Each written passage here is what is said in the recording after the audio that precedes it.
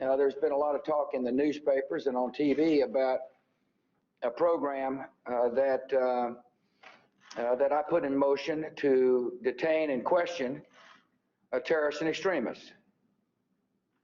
I have put this program in place for a reason, and that is to better protect the American people.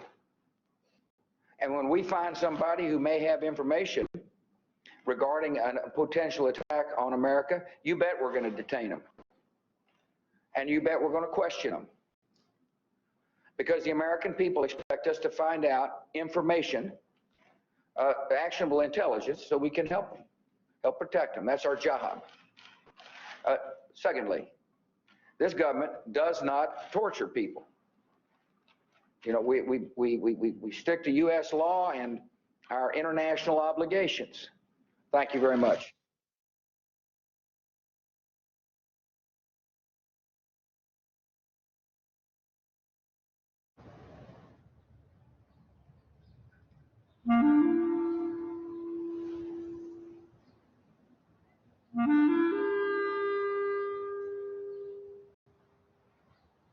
Look, thousands of Americans were killed after 9/11. The Bush administration did what the American public wanted, and that was do whatever it takes to keep us safe. The fallout continues tonight from the release of the so-called CIA torture reports the CIA used any means necessary to get information from the bad guys. Then why are we putting out all the techniques our operatives may have used with lessons from not about democracy now? No, it's about politics. Last night on this broadcast, we heard the CIA calling a constitutional crisis.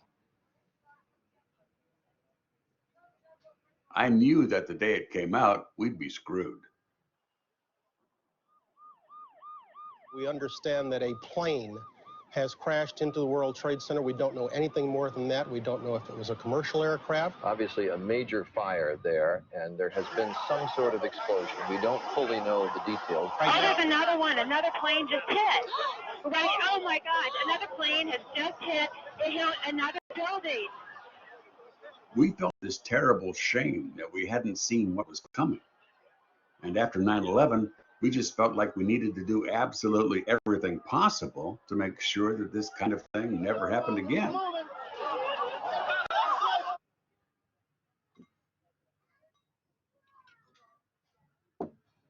Congress, the media, the American public were all looking to us. Basically, the idea was do whatever you have to in order to prevent another attack. On 9/11, President Bush issued a memorandum that gave the CIA the authority to use enhanced interrogation techniques. But EIT, as they called it, was just a euphemism. Really, it was just an excuse to torture people. We stole the idea for this program from North Korea. The CIA was, well, really naive to think that torture could give good intelligence. I knew it wasn't going to work, but they really did think it would. I mean, most of the people implementing the program were just plain stupid. While building this program, they sought out experts in interrogation. Instead of going to the FBI or to the NCIS, they turned to two psychologists named Mitchell and Jessen. These two had worked on an Army program called Survival, Evasion, Resistance, and Escape, or SEER. And it's a program that teaches soldiers what to do if they're captured. But Mitchell and Jessen had never done an interrogation before. They had no history of working on al-Qaeda. In fact, they knew nothing about the Middle East. And it was just like, what are they even doing working on this program?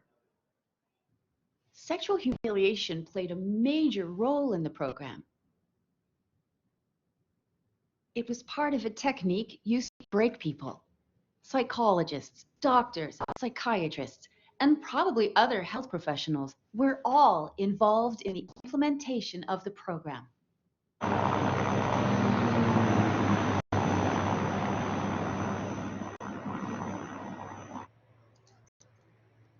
They started using sexual humiliation techniques on detainees almost immediately after they were taken into custody.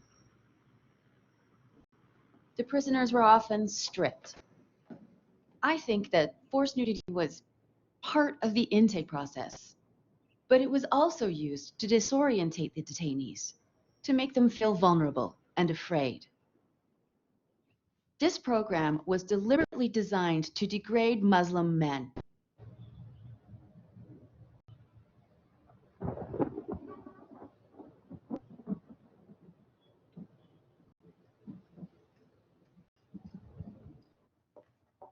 In the CIA torture program, each time the detainees arrived on site, they were given suppositories to sedate them. They would then undergo a brutal cavity search.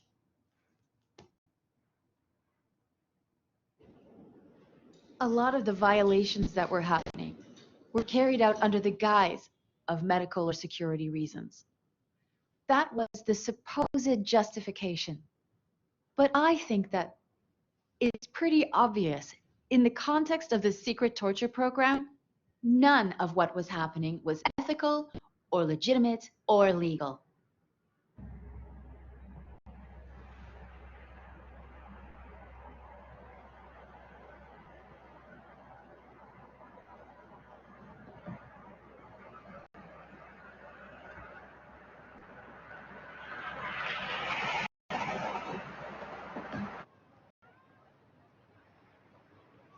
Sexual violence in war zone. What happened in Guantanamo and Abu Ghraib, about the sexual torture. We are out for a lovely afternoon, and this is a really sad topic. But we need support. We will pray for you and your topic. Thank you.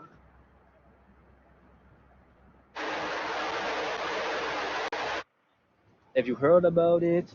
If you think that we should put on trials U.S. soldiers. I don't agree with rape, but I do agree with torture.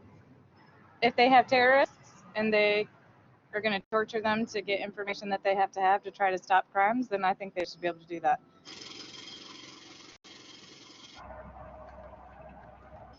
You think that torture can help to have good information? Yes.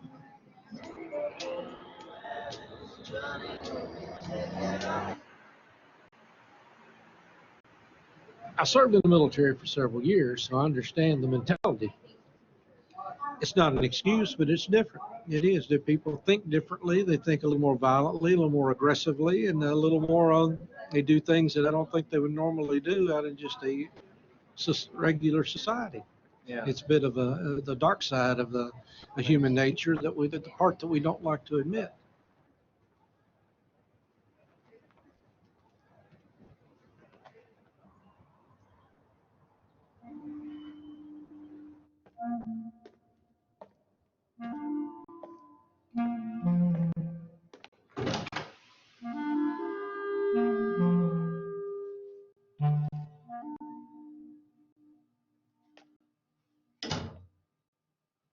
The secret torture program was created within the CIA.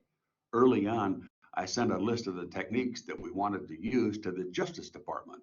I knew we also had to get the White House involved. I was used to keeping things secret. I had many meetings in the so-called Situation Room in the White House with a small group of people, including Condoleezza Rice and Colin Powell. They all knew about this from the beginning, from before it was even approved by the president. We knew nothing. We didn't understand. Believe me, they understood exactly what was going on. They were uncomfortable with certain aspects of the program, like Rice didn't like the idea of stripping prisoners naked and then interrogating them. But no one in the group spoke out against waterboarding, not a single word. The only thing that bothered Rice was the nudity. I'm not comfortable with it. There was another technique that bothered Powell. He didn't like the idea of sleep deprivation. I'd rather be waterboarded than deprived of sleep for days. Powell was such an important figure that if he had objected to waterboarding, we wouldn't have done it. Same goes for Rice. Vice President Dick Cheney, of course, didn't have a problem with any of these techniques. It would have made a difference. It would have had an impact, but no one objected. When I found out that my investigation was going to be done by SEER program people, I went to Powell saying, "You're a military guy, I'm a military guy, can you believe this? that the Secretary of Defense fell for this shit? How did they fall for this? It was basically a coup. The vice president took a sheet of paper and put it in front of the president. He basically said, "The debate is over, Mr. President. Sign this memorandum." Then the president signed it. Between 2001 and 2005, a routine developed. Cheney would make decisions and then go into the Oval Office to convince Bush to support him. Once he got the president's support, he'd go make an announcement to the rest of the cabinet. The people who did these things try to say that torture was necessary. The CIA adopted this program. They implemented it in Guantanamo. Then they imported it to Abu Ghraib and Afghanistan. It spread like a cancer. We have evidence that they also used rectal feeding. There is no medical reason to do that. In the Senate torture hearing, we heard quotes from CIA doctors who said things like, "We used the biggest tube we could find. It was really effective for behavioral control."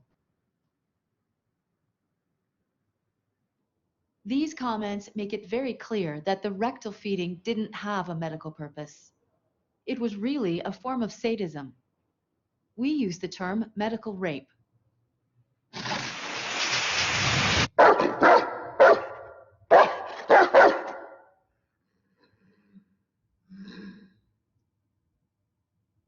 You know those pictures we saw from Abu Ghraib with detainees wearing female underwear on their heads?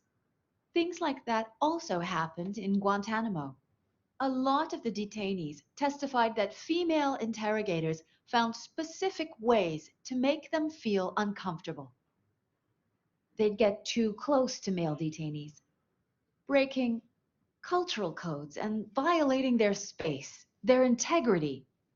We even have reports that female interrogators put what they said was menstrual blood on the detainees.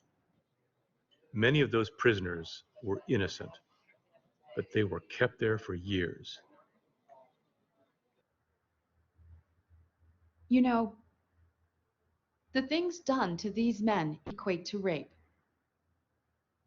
Health professionals provided a facade of medical legitimacy. It's one of the biggest scandals in our medical history.